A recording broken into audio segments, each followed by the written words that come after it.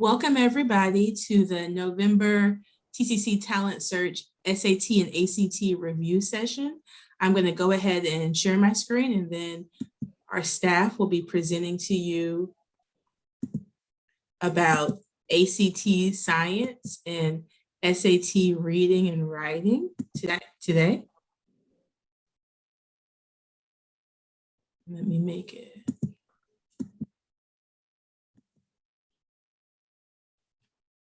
Okay, so we're going to cover two topics in this one session. So we're going to start with reading, writing / the essay for SAT, and it's going to be Mr. Terrence will start us off with some tips. Good afternoon, everybody. I want to take a look at SAT reading and writing. So when we look at that particular section of the SAT reading section of the test, basically tests your ability to pick out facts from different reading passages. And basically what will happen is you have two primary challenges in the reading section are timing and importance. And so when you take the test, the passages are not very, very exciting, but they give you about 65 minutes of reading to finish that particular section. Sometimes it can be, a little bit of boring and a little bit tedious, but you have to, kind of hang in there. And so when we look at the reading and the writing and the language section of the SAT, it's going to test your grammar, both your grammar and style. You're going to have to be able to identify different errors in the English usage, and in grammar. And you're going to be asked to look at select some answers that are precise, concise, and stylistically consistent with the overall flow of the passage and the structure of the passage that you're going to be reading. So remember, these big tests that you're going to take. So Robert, when you're taking these tests, they're not going to be asking you for the grammar, the way of speaking that typically you're hearing in popular music, you might see on social media, or you're hearing from your friends and your peers, okay? They're looking at, proper, concise English usage and punctuation, more of the way that it's taught in school, okay? So you really want to make sure that in the reading class and grammar, when you write an essay and your teacher gives it back to you, if it has corrections to be made, that's the kind of thing that the SAT is looking for, those kind of corrections.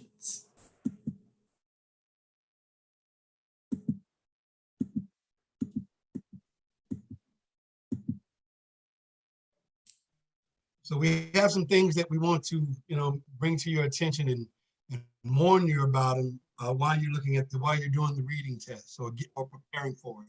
Excuse me. There are two really important when answering the reading questions on the SAT. One, I'm going to explain it a little bit more in detail in a second. We're going to avoid extremes, meaning that if something is out of place, if it just sounds, really, they're exaggerating it a lot. That's called extreme. Avoid offense. The other thing is extreme, like always, every time, you must, and you can only. Those words are very, very important. Those are what we like to call buzzwords that show you that this is an extreme choice, and this is probably not, they're going overboard. This is probably not the right answer. And we're going to show you some examples here in a minute. The questions that you ask, the questions that ask you about the author's attitude or their tone, you can also eliminate the extremes. When they ask you, was the author's attitude, was the author or the writer trying to ridicule, or were they being using sarcasm, or were they using condemnation? When you talk about condemnation, basically, were they arguing about a point, or trying to say something that might be the person that they're writing about? So extreme, we know what an extreme is. Think of someone who's extremely shy or extremely outgoing. And so you want to be careful on these tests, okay? Because sometimes they're going to say things like Mr. Terrence said, talking about the only way, and it might be in the writing, and you might be looking and say, oh, they use that word only. That's an extreme. I need to remember that maybe that could not be the answer. Want to avoid those things.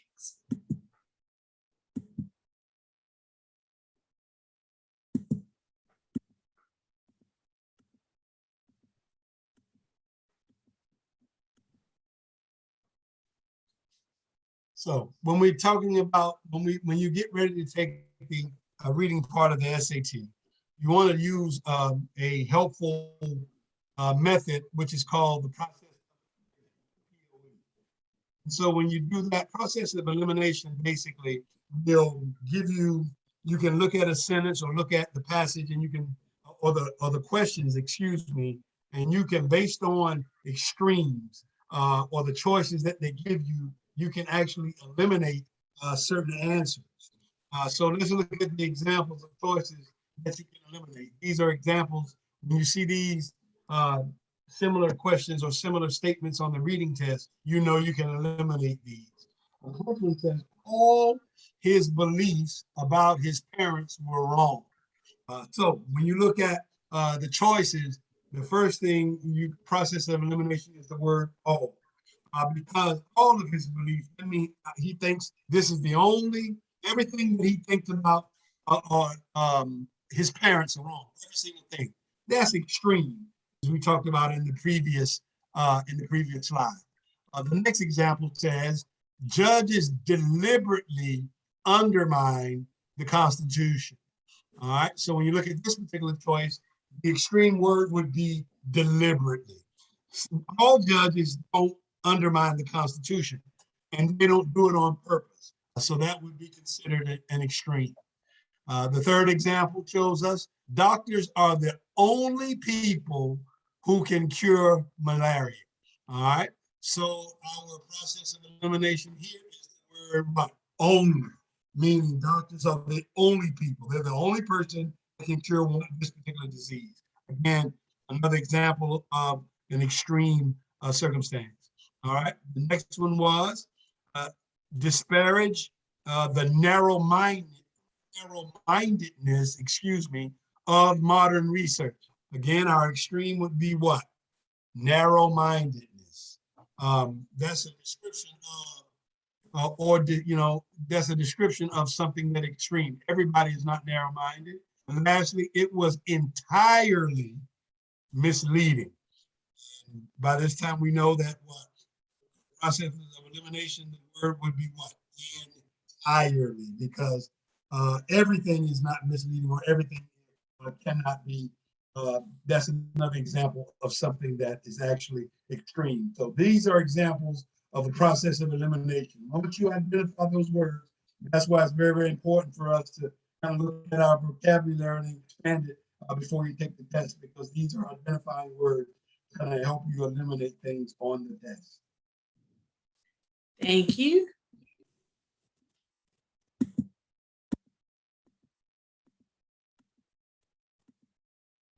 When we look at the reading section, we can do the same thing, the process of elimination on the reading and language test.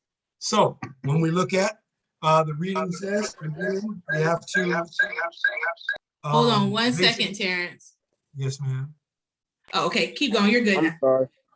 It's okay, Robert. Yeah, I know y'all were switching accounts. You're good. So when we look at this, getting rid of extreme answers can help you on the writing and the language section of the test as well. All right. So here are two examples that we can utilize a method or process of elimination.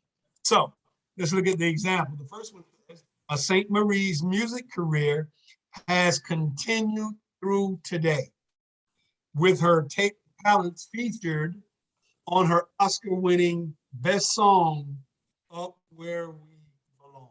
All right. So when we look at it, again, we're looking at some words that will be extreme.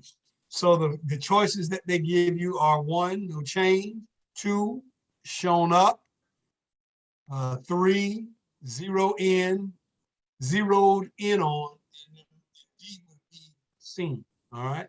So throughout this sentence, is there anything that is that you would identify as being extreme? Not really. So your answer would be A, no change. All right. Um, the second one, and I'm sure we'll go back and kind of identify it here in a second, but the second one is, let's look at the process of elimination for let's read the second one. Think of a passage as a professional writing. The author will not use slang to express their idea if there is a more polished way to do so. For this reason, eliminate B and C,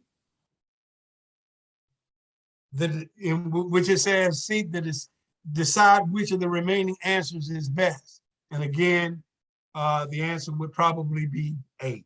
Okay.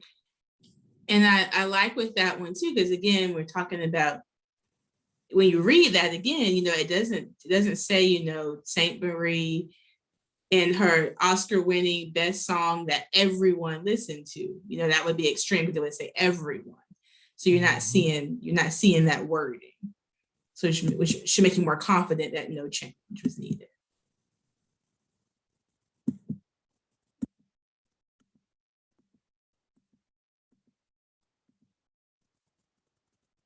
Right.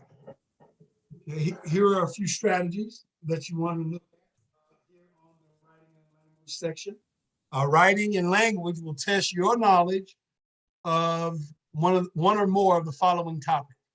Writing and language they're going to test your knowledge of pronouns, verbs, punctuation, and apostrophes. When we talk about pronouns must agree with the nouns that they replace. A verb, as we all talk, verbs are action words, and the verb must be in agreement with the subject. Again, subject and verb agreement. Punctuations are dealing with periods, semicolons, which separate two different thoughts. Commas are used for incomplete thoughts and should only be used when needed. That's one of the biggest things that people get wrong on standardized tests. They use too many commas. All right. So just because you have to identify whether or not the thought is incomplete or is whether it's not is connected by a conjunction, which is and or. All right. Colons, which is the example here, are used to introduce an idea or a list, and the information that precedes the colon must be a complete sentence. That's very, very important. Next, the apostrophe. They're used for only two reasons. One, to show possession, meaning that it belongs to somebody, like the example we have here is Betty's cat, or for a contraction, I, which we know I means the shortened version, the full version, I am. Okay, so that's the only time you want to use an apostrophe, one for possession or for a contraction. And lastly, it will test your transitions. Transitions are used to show basically the direction of the passage or the idea of the passage that you're reading. Meaning the transition shows you what the author is trying to say. They're going to appear basically at the beginning of the sentence, and it's going to mark a brand new thought in the middle of the sentence to connect the ideas of the entire topic of the paragraph. Okay, I'm going to say that again. It's going to show the transition. It shows you the direction of the idea of a particular paragraph or the passage that you're reading at the time. Okay, they may appear at the beginning of the sentence in order for you to say, "Oh, okay, this is a new thought." All right. Then it may come up in the middle of the sentence to connect what was said at the beginning, or as the entire topic of the sentence of the paragraph. So it might be at the beginning, might be at the middle, but it's going to let you know what the entire paragraph is talking about. transition words that we're used to are words like next, first, like Mr. Terrence is saying, a lot of transition words are found at the beginning of sentences, but not always. But just think about in school when you transition from one class to the next, when you're transitioning from second to third period, okay? So there's words and sentences that actually connect ideas, the first idea to the second idea. And in the writing, sometimes it will ask you to read something and then write about it, and you're having to put two thoughts together, or they put two thoughts together and want to see if you were paying attention. All of these pronouns, verbs, punctuation, apostrophes, all these grammar rules can sometimes cause people trouble. Okay. And Robert was saying, I don't know if Terrence, if you're able to speak a little bit closer to your computer speaker, because sometimes it goes out a little bit, he was saying. Yes, ma'am, no problem. Okay.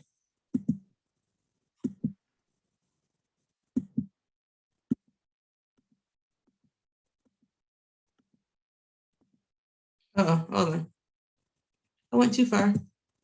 There you go. Okay. All right. So in summary, when we're talking about the SAT reading, the SAT language and writing, here are, summary of the strategies that we talked about. And it's just something to kind of encourage you as you continue to prepare yourself for the test. One, pace yourself. Don't really be in a hurry. You got 65 minutes. Make sure you have a clear understanding of what you are reading and what you're trying to identify. Second one is use, again, the process of elimination. Again, know the extremes. Make sure that you are really, really understanding what the author is trying to say in the passages or in the sentences that you're reading. Make sure you review your grammar rules. Know what those grammar rules are in order to help you about pronouns, adverbs, not adverbs, pronouns, verbs, using the correct punctuations and knowing what a transition is or when the transition happens in the passage that you're reading. The next would be build your vocabulary.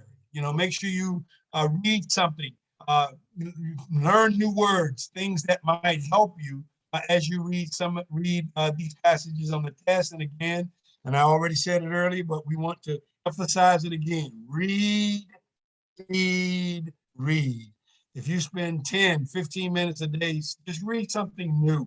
It might be a newspaper, it might be something online, or might be a book or a magazine or something. But you want to read something so that you fill your vocabulary. All of these things go hand in hand as you prepare for the SAT reading and writing section of the test. Thank you, Mr. Terrence. Robert, you can either unmute yourself or you can put it in the chat. Have you already taken the SAT and ACT, or are you planning to in the next few months? I took the SAT, but I haven't taken the ACT.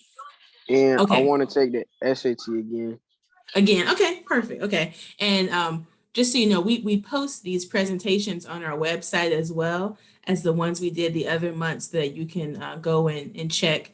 And at the end, I'll ask you if you need a fee waiver or some other things. So, okay. So this is the first part about reading and writing strategies. And then we're going to move on to Mr. Richard, and he is going to talk about the ACT science.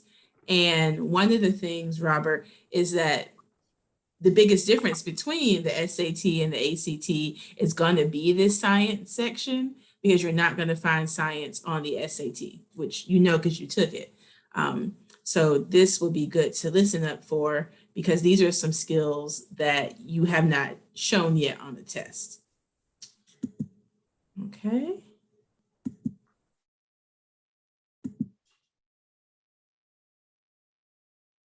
Hello. Now we're getting ready to get into the ACT science prep tips. Number one, biology, chemistry, physics, and the earth/space sciences. For example, geology, astronomy, meteorology, advanced knowledge in these subjects is not required, but background knowledge is acquired in general. Number 2, introductory science courses is needed to answer some of these questions. The test emphasizes scientific reasoning skills over recall of scientific content. Skill in mathematics or reading ability.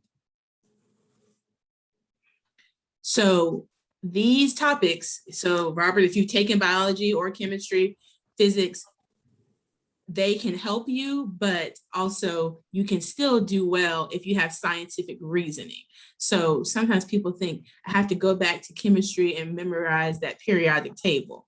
Okay, it's not that kind of thing, because if they wanted you to have that on the test, they actually would provide it for you, but it is going to be a lot about your scientific reasoning. And Mr. Richard's going to talk about charts and graphs soon. So it's more, can you reason about science than can you name all the planets? You know, it's going to be a little different than that.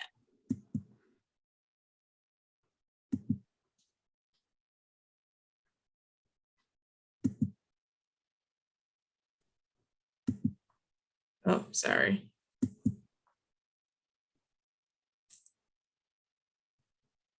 Okay, ACT science test layout.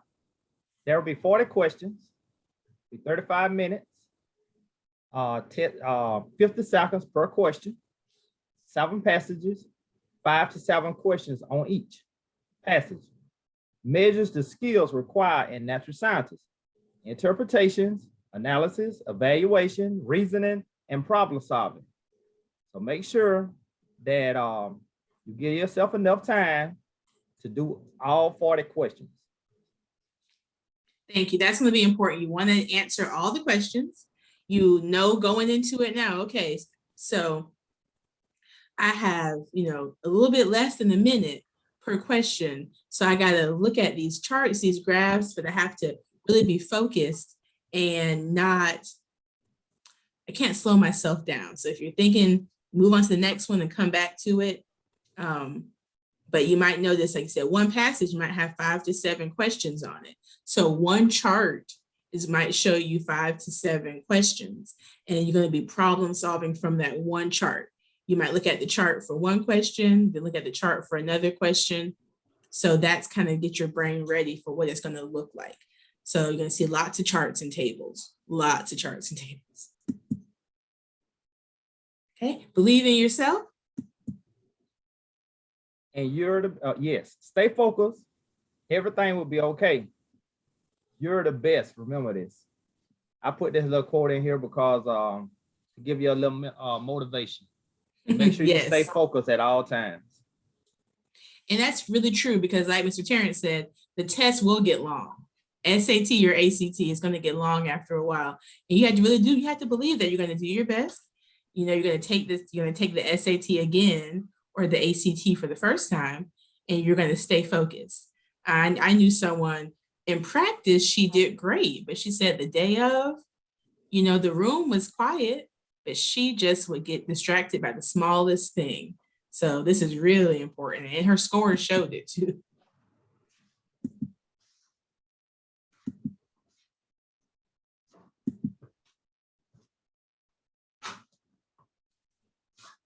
Okay, here are the tips for success. Number 1, above all, timing is the key. Like I said before, give yourself enough time to do all 40 questions.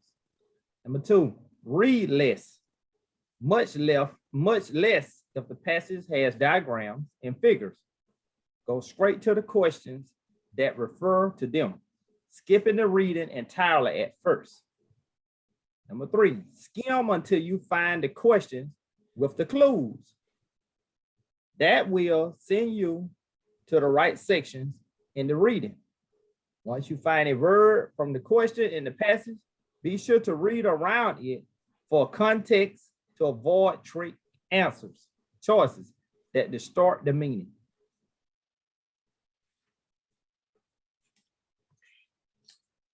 You will see on the ACT, Robert, you'll feel like, okay, when it's getting to the science section, there's not these long passages anymore. There might be one chart with meteorology. Maybe it talks about the weather in Michigan. It's a bar graph maybe that shows the weather from the highs to the lows. And it has a key maybe on the bottom that shows you an example, but it's not going to be these long paragraphs about the weather in Michigan. No. It's going to be much shorter. So like you said, you're skimming to find clues and tips that will help you go right to the question and then answer it. Another tip that a lot of people have said is just by looking at the charts and the questions, you're able to answer a lot of them. Sometimes the additional reading will help, but sometimes everything you need is in that chart. So again, when you're sitting in class and you see these charts and tables and graphs or on your homework, it's good to practice those things.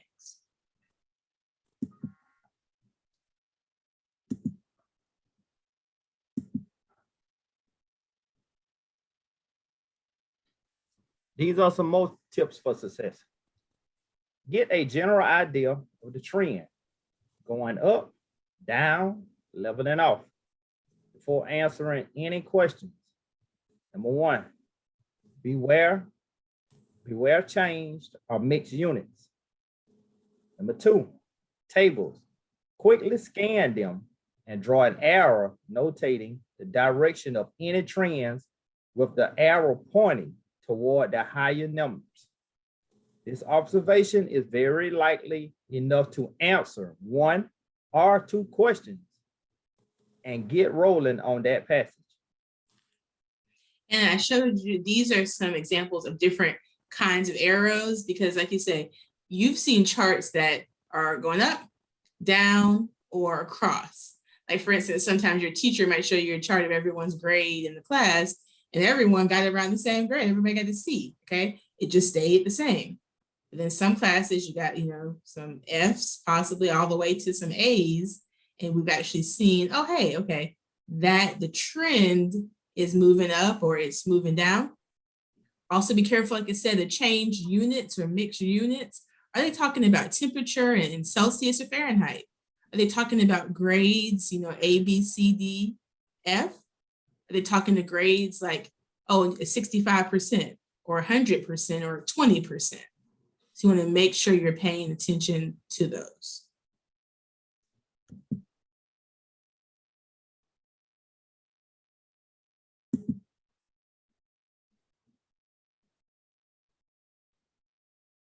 Okay, this is the ACT science test layout. Number one, data representation will be 38%, graphs, tables, and other schematic forms. Okay, number two, research summaries, 45%, descriptions of one or more related experiments. All right, number three, conflicting viewpoints, 17%, expressions of several related hypotheses or views that are inconsistent with one another. For sure, the last people I worked with at ACT, I remember that conflicting viewpoints, and it would say like scientist A and scientist B, and it would give some kind of research that they've done, and they were disagreeing, and then the questions were about each scientist's viewpoint. There was one scientist who believed that you should get a flu shot and one that believed you shouldn't. Okay, and then there was ideas that each scientist said, one scientist that was an animal scientist and one scientist that was one was like about an animal scientist and one dealt more with plants and botany. Okay, so they had conflicting viewpoints about life in science. So these are the kind of the breakdowns. I love it, thank you.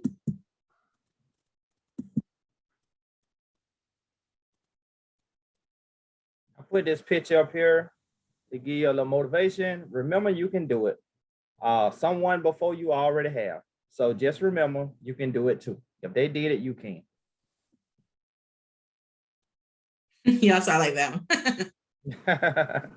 This is another picture. Remember, you can do it. Obama pointing towards you saying you can do it too. Okay.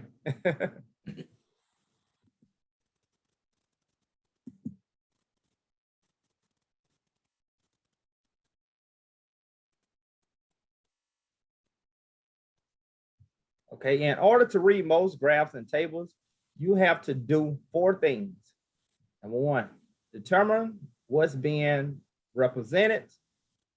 Number 2, determine what the axes represent. Number 3, take note of units of measurement. Number 4, look for trends in the data, graphs, and table tips.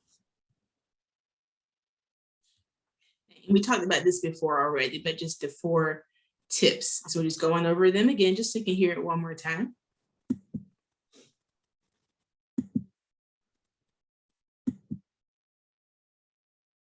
There it is again. So you got a second time. Honestly, what Mr. Richard is saying is confidence is key. If you go in there knowing I have goals for my future, I need to do well on this test to show what I know, and you get going, you'll do better than you think. But if you go in with a lot of worries and concerns and this is not going to work for me, if you get into your head so negatively, it definitely is going to impact your grade. So whether you do great or amazing, you go in there believing you're going to do great. You know, you go in there knowing that you're going to do your very best.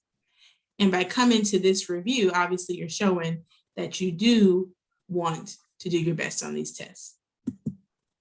Okay, so Robert, you can answer in the chat or you could just unmute yourself.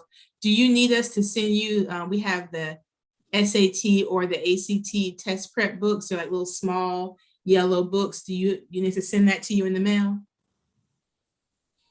I might need an ACT book. I think I have an SAT book. Okay, so we'll send you the ACT book, and then we have the fee waivers so that you could take the, and this is for anybody listening to this in our program, you can take the test for free without having to pay the fee. Do we have those for SAT and ACT? Do you need any of that? I might need it. Okay, I'm gonna send it to you. I'm gonna send that to you then, okay? Okay. Okay, I'm gonna put it in the chat so I don't forget. Any particular questions or things you noticed from taking the SAT that you want to try to improve on this time?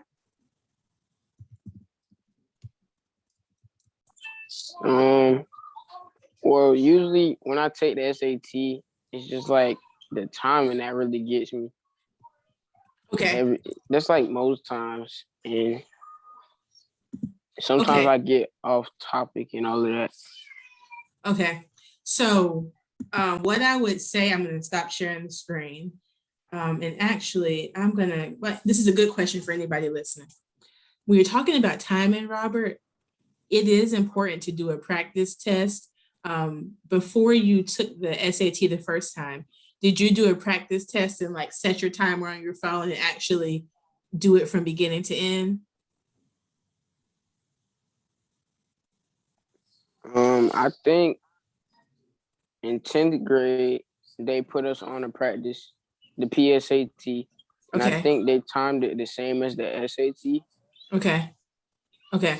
So what I would say is taking a full length practice test with the timer on the phone, and you actually have to try to find a quiet place in your house, or even the library maybe, where you can sit for a few hours, because that will get your brain trained to sit still in one area and focus for multiple hours. Because even at school, you change classes. So you're not sitting for multiple hours in one teacher's class. You're getting up 45 minutes to an hour, which is different than these tests. So that is what I've seen work for some people. Anybody else on our team have any tips if he's running out of time? Just kind of, like you said, just pace yourself, and also giving yourself, if you're like, okay, I feel like my brain really is getting fried here, it's okay to give yourself a minute or two just to kind of sit there, clear your head, give yourself a second to kind of get the numbers or whatever it is that's in your head that's causing you confusion. But give yourself the time that you need, obviously. And if you need to take a breather for a second, it's okay to just take a minute.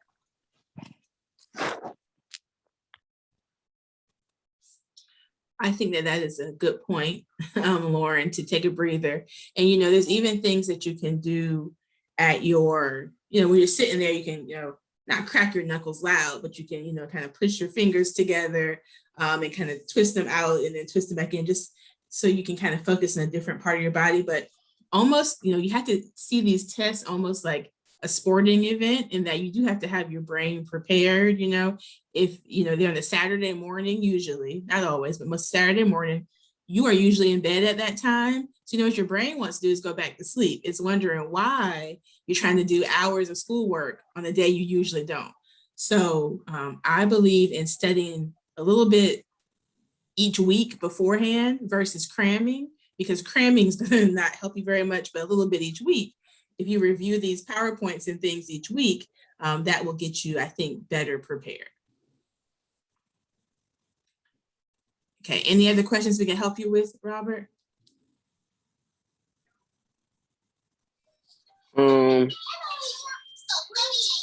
No, ma'am. Okay, so hold on, let me